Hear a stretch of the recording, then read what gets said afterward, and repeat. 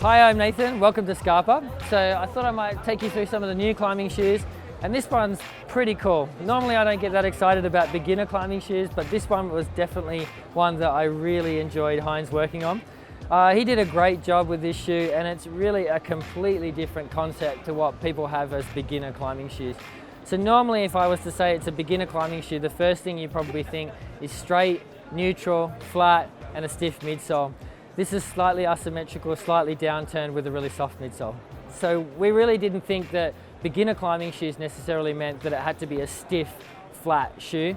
And especially considering that's something that was generated for the last 20 years where beginners really started on completely different ground than they start today. Nowadays it's quite common for beginners to start in an indoor bouldering gym on a 45-degree wall. And in the old days, beginners started really on a slab, maybe with small footholds, teetering their way up some technical balancey thing.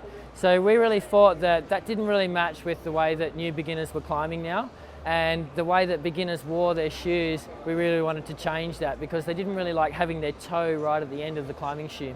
So to do that, we made a new last, and you can see this last is not really wide across the forefoot here. It's not actually, it's just got much more space for the four toes on the end here.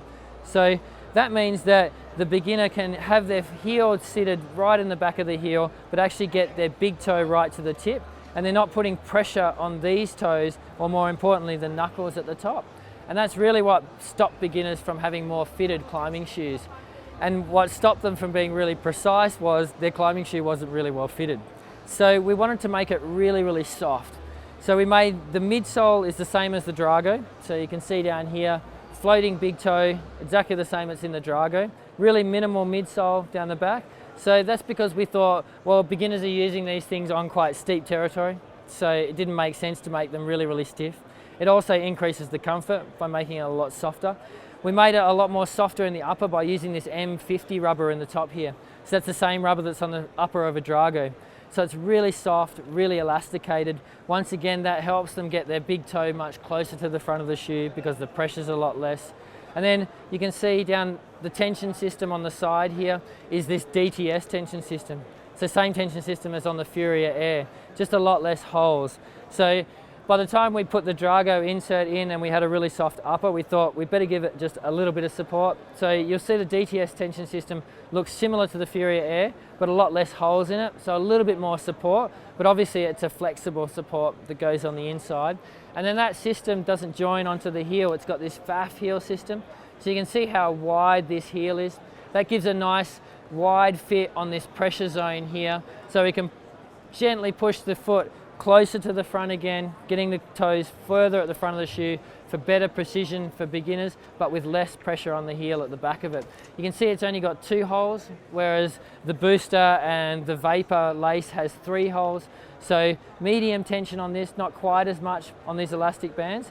The upper's fully synthetic, so it's one of the only beginner shoes we make that's seamless at the big toe. So you can see how big these swooping panels are. So that means that it's still relatively fast to make, so we were able to keep the price point quite low, but it's still seamless at this big toe bit, which we thought was a really important thing to introduce into beginner climbing shoes. Normally they're straight stitched all the way around, and we stitch all our really high performance shoes with seamless toe boxes.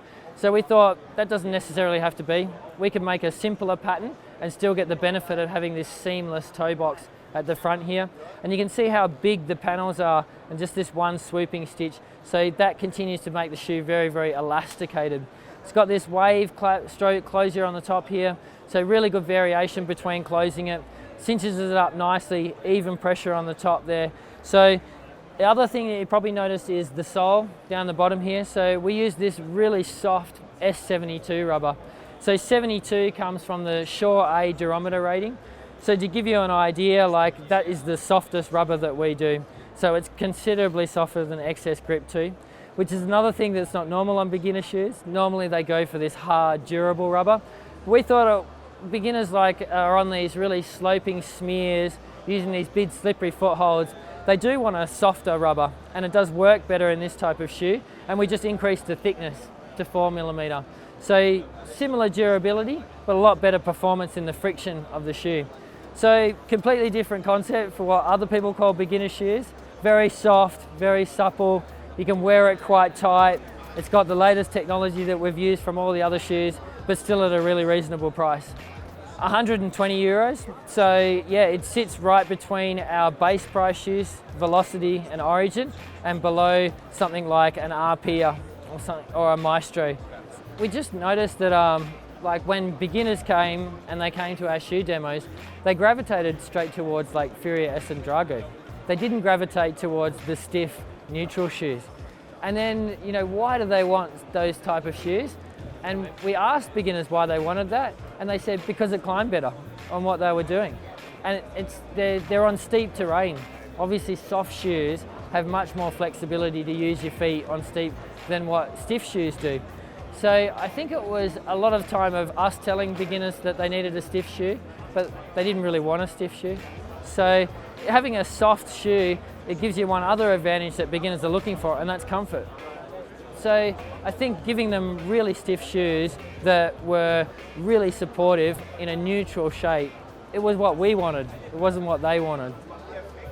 Like you'll find now, like you can find the same big volumes and jumps and boulders on indoor climbing that you have on outdoor climbing. The only difference is probably you have your shoe on longer, but that doesn't really work for indoor bouldering either because everyone's walking around with their shoes on. So I think really now most of the indoor climbing is basically more or less the same, whether it's indoor bouldering or indoor climbing. But I think outdoors definitely takes a different type of shoe to perform really well. And the further you want to make everything do something or all things well, it doesn't do the real things that you want it to very well. So we thought it was definitely time for a specialized indoor climbing shoe, and that's what we wanted with the Veloce.